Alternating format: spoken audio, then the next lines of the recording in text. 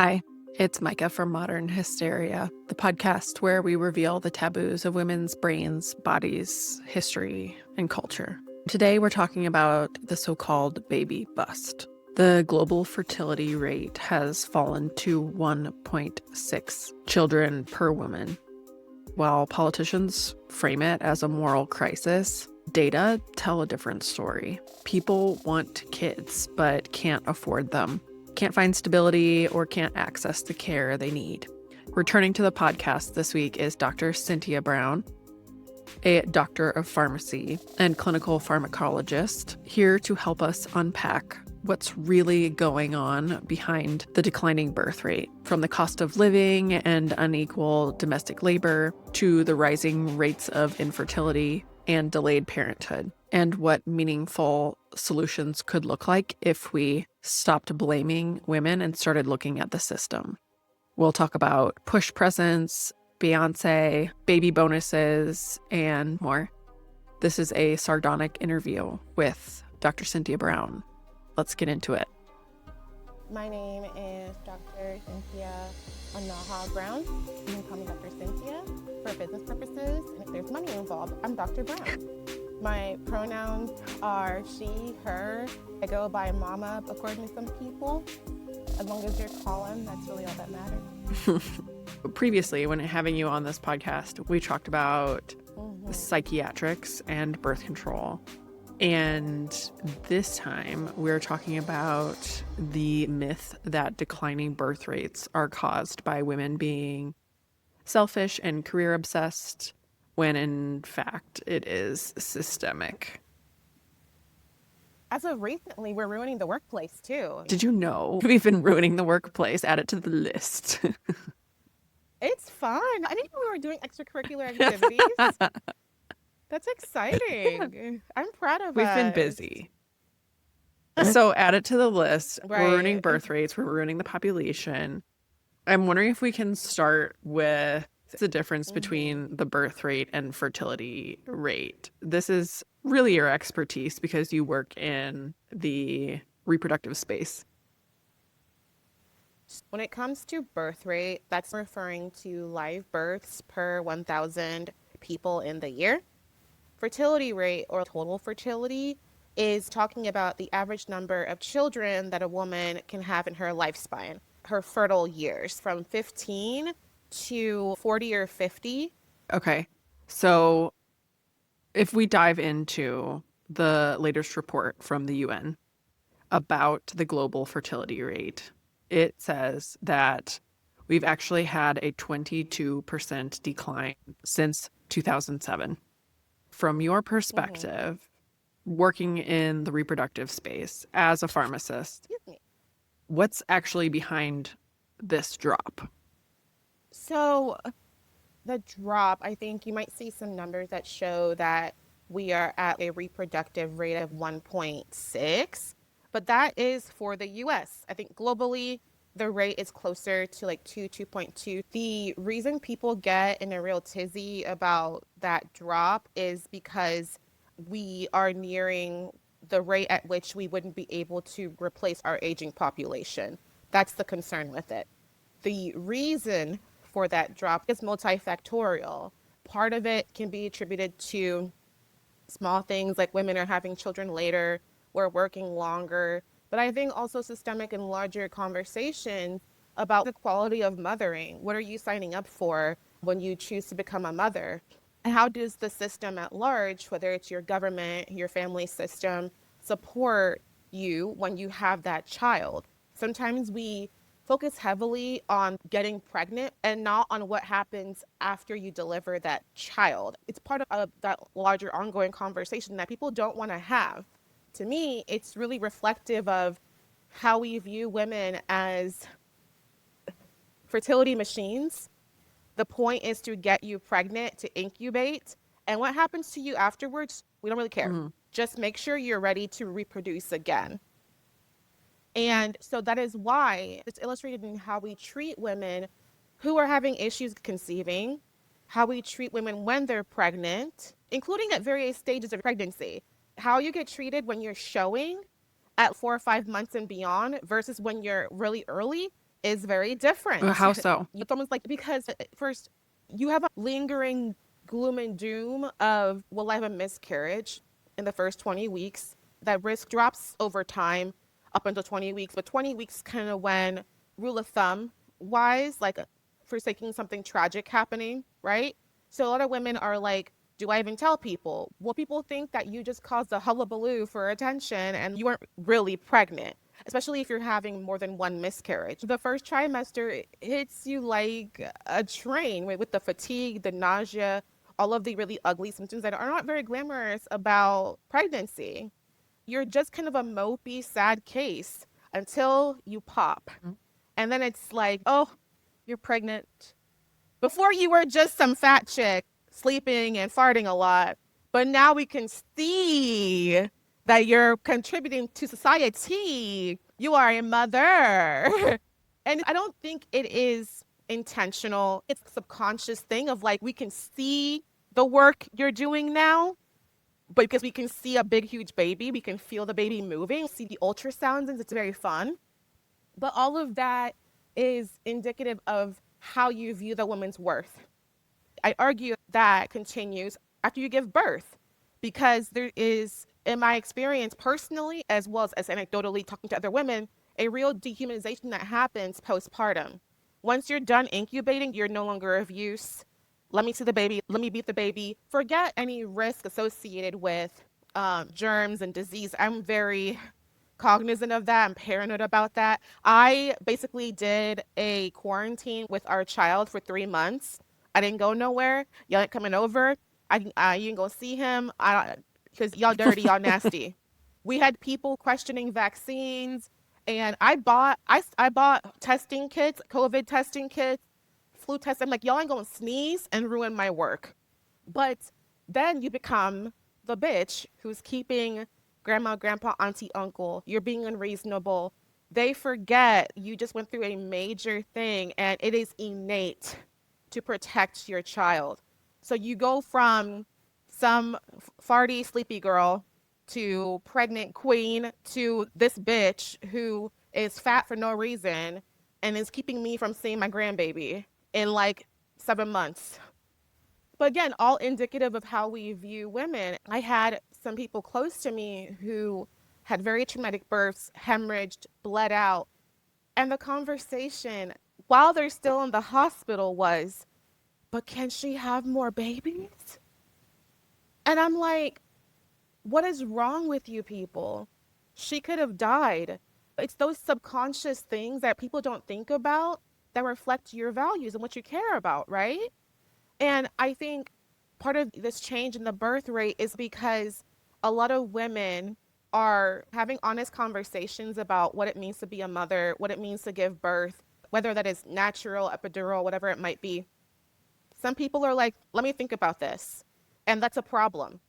When women pause to think, it impacts when you have children, who you have children with, if you have them at all. When you really pause to think and you aren't forcing us into relationships as teenagers, when you are not controlling us through ignorance, through not giving us sex ed or access to other women who are older and experienced than us, you will see a decline, because being realistic, you sacrifice something with each child, and that ask compounds with each child. Mostly it's the woman who pays that toll. Doesn't mean it's not beautiful and amazing to be a mother. I would do it again, being realistic, because I'm aware of that. Even for me, like, I don't trust women who have more than 3 kids, because I know that your brain breaks each time you give birth. I know that toll on your body affects you. So I'm like, no, she's crazy.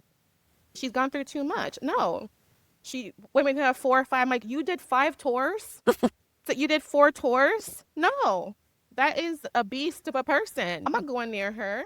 I know she has paid the toll. I have this veneration, respect, and fear for women who go into this 3, 4, 5 times, because I'm like, you're either going in eyes wide open, you're like, I have seen the beast and I've come back from the devil's edge, or you're crazy. But it's one of those two things, you know?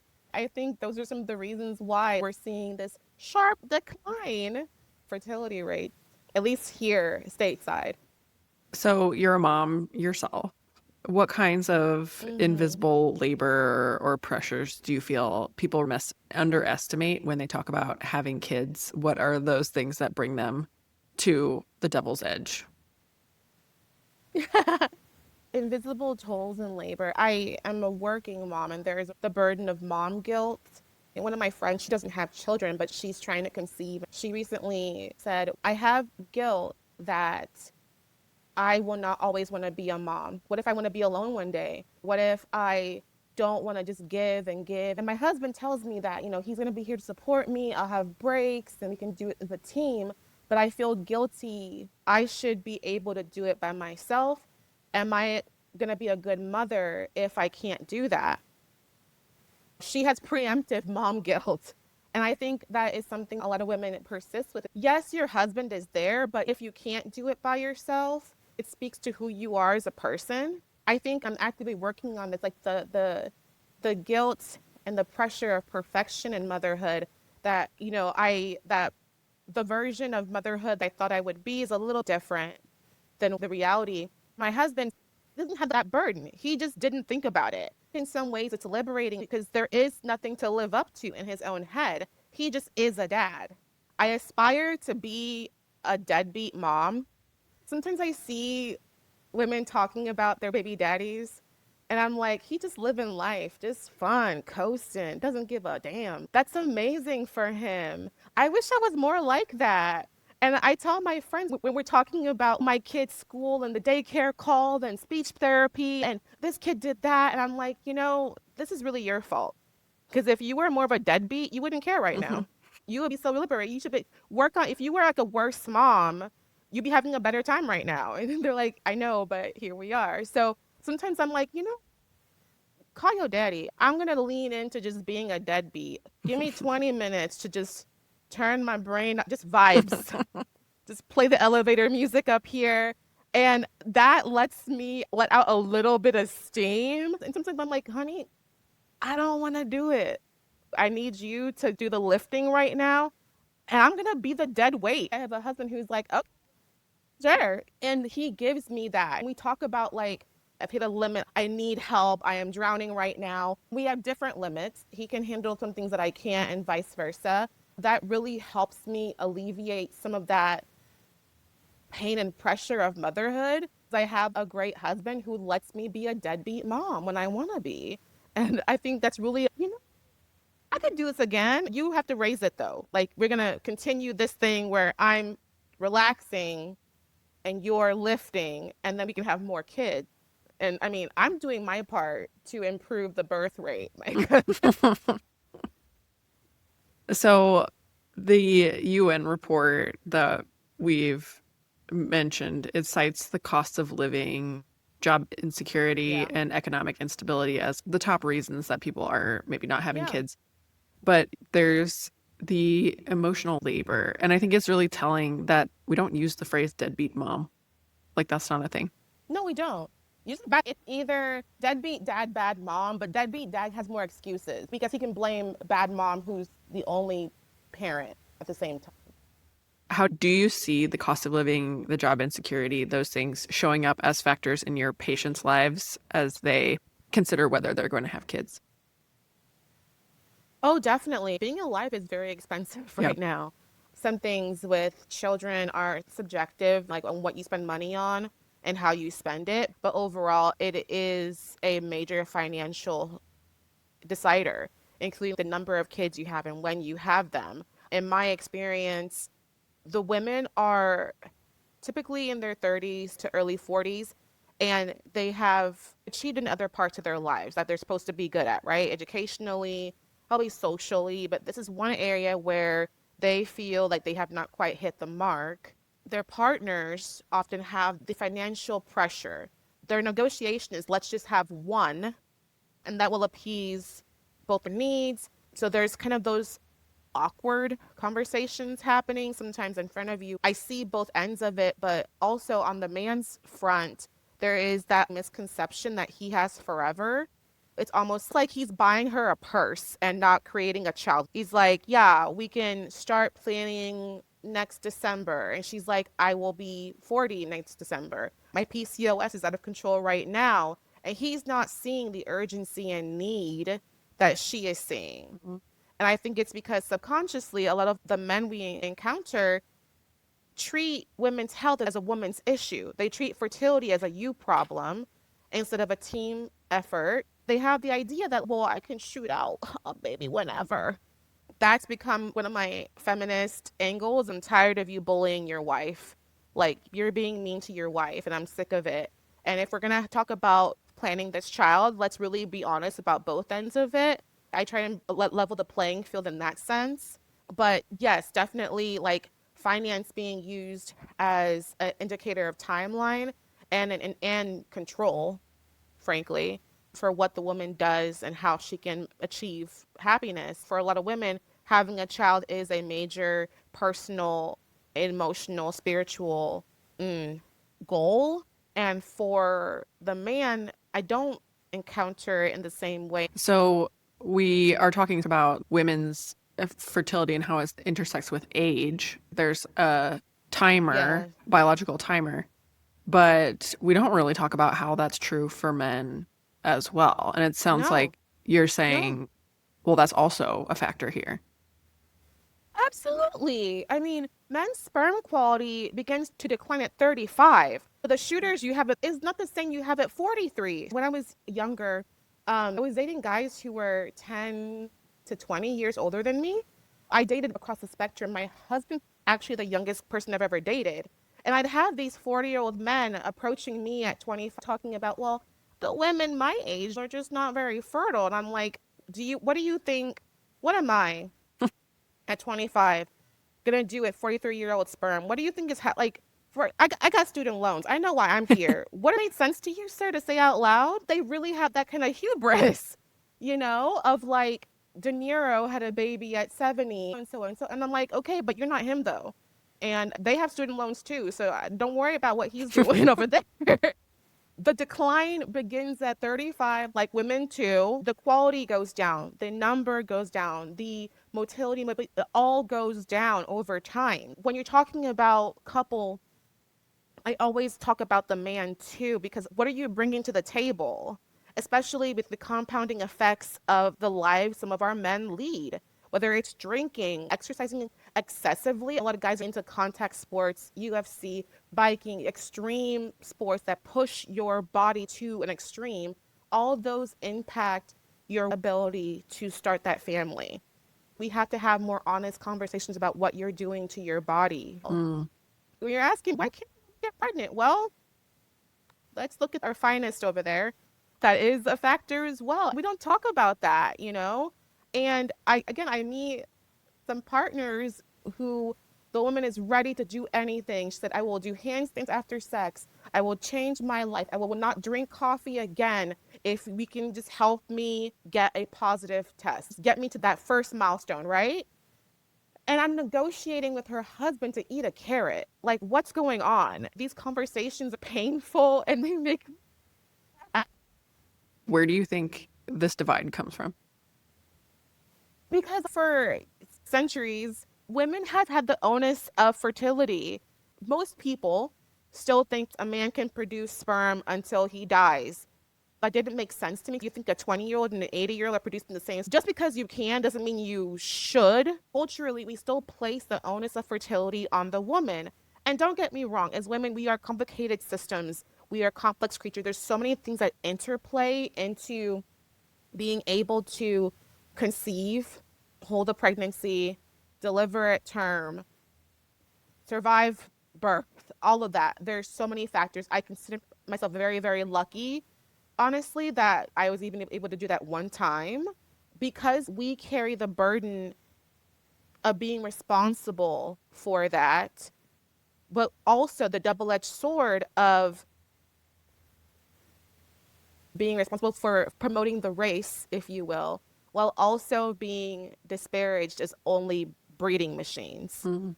I think that's how it happens. You place everything on one person while also beating them down and saying it's nothing. And we do it to each other. I remember Béyoncé when she gave birth to Blue Ivy, I think it was that child. She talked about the issues she had in her pregnancy. And when a reporter was like, Beyonce didn't do anything special. Everyone gives birth. She thinks she's so special. Anyone can give birth. It's like millions of people actively die every day doing that, actually. Micah here with another aside. Cyntia refers here to a 2017 article in the New York Post titled, "Having a Baby Isn't a Miracle and Doesn't Make You a Goddess," in which Naomi Schaefer Riley wrote a scathing review of Beyoncé's Grammy performance. It was that one where she wore that gorgeous gold headdress that Schaefer Riley called part of a pagan worship fertility ceremony, which to me actually sounds so badass. She writes, "Well, Beyoncé has never known when to draw the line between what she should share with her husband and what she should share with an audience. See her chair straddling, tush wiggling routine from 2014, for instance. But there was another message from her endless Virgin Mary Sun Goddess routine. Pregnancy is sexy, motherhood is divine." According to Schaefer Riley, this is a bad and self-indulgent thing. And she wonders, why is it in an era when women are constantly insisting that they should not be defined by their traditional biological roles, we have fetishized motherhood to such an extent? Okay, back to the pod. You know? So it's this kind of mind trick we've played on women and young girls to say that your only job is to reproduce, while having these conversations about, well, why aren't the girls reproducing? They have one job. I think giving birth has really radicalized me, honestly, and angrier and personally more entitled. Like I am like, no, I have seen the devil. I'm not going back. You can't tell me anything. If before I had little respect, now I'm really like, you're not telling me shit. I'm wondering, what do you have to say to people who are really pro-birth and say Yeah. that this generation of women and feminists are just really selfish, and that's why we're having a declining birth rate? We need more selfish girls and more selfish women. Women are too selfless. Women should be selfish in every part of their lives. Selfishness is an act of survival. We teach our men to be selfish to the point that they dehumanize people around them and they kill us for sport. Um, I love hearing that a woman doesn't want to have kids because she wants to travel, be skinny, and be rich. I love that for her. I'm jealous of her. I want to watch her show. I love hearing when women say they want to have a bunch of kids. I'm like, okay, baby girl, breed me. I think selfishness, when it comes to women, is just simply you lashing out at someone who's not obedient to you and obedient to how you want them to live life according to whatever religious or political ideology you've chosen to impose, because it changes. And I think it's a silly argument. If you want women to sacrifice, volunteer, to give up their wages, their bodies, their time, their mental health, their physical health, for the sake of creating a little version of you, can you give a bitch a check? I made him get me a push present. I'm like, I don't fuck for free. Even as we're planning another baby, I'm shopping for my next paycheck, my next present. Micah here with a quick aside about push presents. First, what are they? Push presents are traditionally a gift from one partner to another after they push out a baby, usually the mom. According to Good Housekeeping, some of the best push presents are matching clothing sets for mom and baby, jewelry with the baby's birthstone, robes, or a coffee maker. According to the Mommet subreddit forum, some push presents include a deli sandwich, incontinence, a Dyson stick vacuum, and a divorce. Back to the episode. Can you help me, give me some incentives for why I'd want to do this besides some myth making about my obligation to some master race or culture, or some idea about my duty to God? Bring it down to me here on earth and make an argument meaningfully for why I should do this. Selfishly, I wanted to recreate myself, and I did that with my child. So I accomplished what I came for. My husband, great breeder, great seed, great genes. Now we're talking about another one, and I'm like, but we already did the thing. I need more reasons to keep doing the thing. So we're talking about push presents. I want to know what your first push present was. What are you thinking about for your second one? And then I want to talk about government push presents. We were broke when I first got pregnant. So he got me this. I had bought a Swarovski tennis bracelet when I first got my job. It was a gift to myself, and I couldn't afford to complete the set. He completed the set for me, and we went on a baby moon. He gave me a 4 or 5 carat ring and then another ring. I got multiple things in 1 year to make up for one big present. In that sense, it was probably like 10,000 given to me. If we have another child, I get an upgraded ring, and I'm going to turn this one into earrings or save it for our child, but I get an upgrade.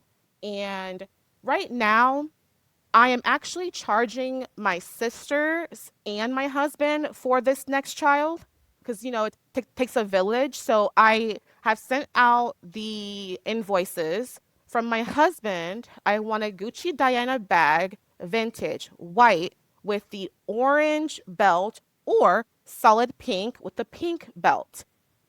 For my sister, I want the 2025 Chloe that just dropped, brown suede with brown leather, satchel boho bag. It's going to be my new mom bag where I'm throwing my whole life into it.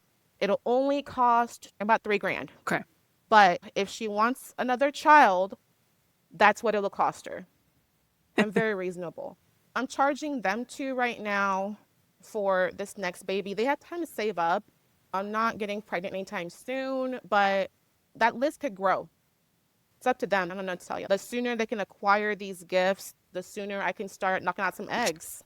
It's up to them. I'm doing my part. I am being healthy. I'm taking my prenatals. I'm ready to receive life while sneaking a birth control pill in the back.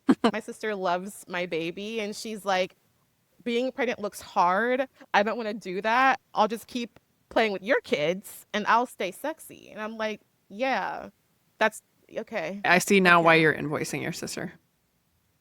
Oh, hell yeah. Hell yeah. Her little 6 pack, I'm charging you for that because I'm still working on getting mine back. So in the meantime, I'm like, you made me do 2 tours in the NICU, in the birthing unit?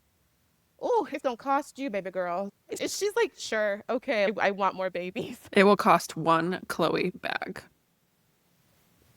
For now, unless Chloe drops more. I mean, I'm also looking at the Zimmerman dress, but I'm not greedy.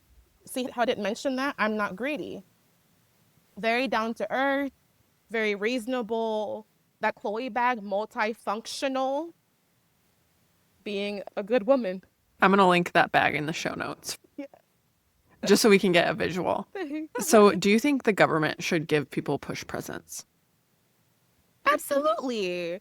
America's very cheap, very broke. I get that, being raised by African parents, also very cheap. I relate to that, but I don't ask people for things that I can't pay for. So if you want a growing population, let's look at it economically. We need worker bees to keep this country running. I believe China, Japan too, are seeing the effects of that declining population at a more extreme level than we are. We're not there yet. People will try and make you think we are. We're not there yet. And how it's impacting their economy because there's just not enough people, flat out. But I think countries in Scandinavia have more generous policies, like a birth box that comes with diapers, a little crib, and information for your first year. Here's some milestones. Here's something to look out for. Little posters to show you give a damn would be really helpful. I know recently the administration thought about giving $5,000 checks to women who delivered, but that would be rolled into some kind of Trump fund, which I'm not even sure when you get access to it or how. And I'm not even sure if that was just a talking point. Micah here with another aside about baby bonuses. In the US, a baby bonus refers to the $5,000 proposed bonuses paid out to new parents in 2025. What was actually enacted was the Trump account under the One Big Beautiful Bill. For babies born between December 31st, 2024 and January 1st, 2029, there's the Trump account program, which can receive a $1,000 federal deposit. Parents can contribute up to $5,000 annually, and the account is intended to benefit the child when they turn 18. Other countries have experimented with baby bonuses, including Australia, which no longer has the lump sum payment to new moms, and Singapore, which has a cash baby bonus and deposits into accounts with government co-matching. Back to the episode. If that actually passed, to be honest with you, in my experience, my child was in the NICU for a week. That was $27,000. What's $5,000 gonna do for me? I gave birth naturally, and that was still a couple $1,000s. So it wouldn't even cover your birth. Diapers are 40 to 50 bucks a box now for a pack of anywhere from 30 to 60 based on the brand. One thing about babies, they be shitting it. I asked for diapers and wipes for Christmas and his birthday last year. I was like, oh my God, you know what? He really wants diapers. He told me he wants diapers and wipes. So I asked, don't buy him clothes. He's naked all the time anyway. Give me diapers and wipes. People didn't like that, but they're like, they want. But again, you want to help me raise his baby? He needs diapers. He don't need another jumpsuit, okay? He can't, like, he's fine. So I don't really know how far $5,000 would take you realistically. Maybe the first month or two. Actually, no, because a crib is like $1,200. So it's not really moving the needle, in my opinion. We need something more severe. Now, if you want to say $5,000 a month, $5,000 a quarter, $5,000, then we're kind of having more of a conversation. And I think that there's more incentives to keep reproducing.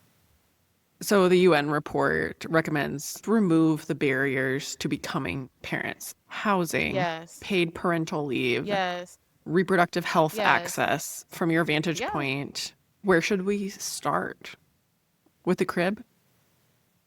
I almost feel like anything is better than nothing. All those things, whether it's the housing, food insecurity, are all compounding. We can use Maslow's hierarchy of need, right? Start with shelter, perhaps. Even just providing cheap, free, attainable shelter would make a lot of things easier. Food, which we're still in the limbo of SNAP cuts, and people being in situations where they're lying to their children about food because they don't want to scare their children. Even just, if we were to standardize or federalize at least some, like I think Mamdani is doing that in New York now, grocery stores where people can go to access food. You may have heard the term Mamdani groceries, and this refers to New York City Mayor Zohran Mamdani's proposed network of city-owned municipal grocery stores on city-owned land used to combat high food prices. The stores would not have to pay rent or property taxes and could pass on savings to the shoppers, maybe 5 to 10% of retail price. St. Paul Supermarket in St. Paul, Kansas, is an existing example of how well municipal grocery stores can work, but there are mixed results. For NYC, Mamdani said he'd start with 5 stores, 1 in each borough. Back to the episode. I don't think it's a matter of even where you start, it's doing something. If we could tackle any one of those barriers, it would be a step in the right direction. I will say when it comes to access to reproductive health care, that is a bigger term, right? Do you mean access just to birth control, IVF, IUI? As it stands, I believe the stat is 1 in 6 couples experience infertility in their lifetime. And that could be primary or secondary infertility, where you can get pregnant once, but you have issues conceiving later on. This can happen for a variety of reasons. But I feel like getting the most bang for your buck would be the later thing we tackle. A greater good could be done with handling simple things like the food insecurity, housing insecurity, healthcare insecurity, other health effects that impact your ability to conceive. Even if you are a healthy person. I don't think we'll ever fully get there. Maybe when we're like 80 in the nursing home, not anytime soon. Our culture is very individualistic, and we place a lot of that onus on the person to figure it out. As we've seen, I think the government shouldn't feed you. Then why do I pay taxes? Some of that American individualism is hurting us in this area specifically. So, what do you want healthcare systems and policymakers to do to better support people in making the reproductive choices they want to make? What would you ask policymakers for? The easiest thing to do would be to further incentivize getting pregnant for those of us who can and are able to take care of a child. Whether that is publicized daycare, free daycare would be major. Whether that is with birth box, where you get the first month, few weeks of supplies that you need would help a lot of people. Whether it is through stipends for each child. Thank God for the child tax credit. My kid paid for himself for once. So, let's keep doing that. Those things did lift children out of poverty. I think those would be the easiest things. And I think it's focused on the first couple years of life where people are still like, oh, the precious babies. And we can probably get more buy-in emotionally that way. For some reason, as the child grows, the empathy for that child seems to dwindle. So I think we could wrap that into a package of this is to help women have more babies. First grade, you're on your own. But until then, we care about you. Let's start with that. Then going into housing and food insecurity. Beyond that, we're getting into the issue of like, is this socialism? Whatever. I don't care what you call it. I fear that with our American fear of that word, it would make it a lot harder and murkier to get those kind of laws passed. And I fear that we are too we fetishize suffering too much in this country to do much. We still argue about feeding kids at school and free school lunches. I was a school lunch kid. I was a WIC kid. We were poor.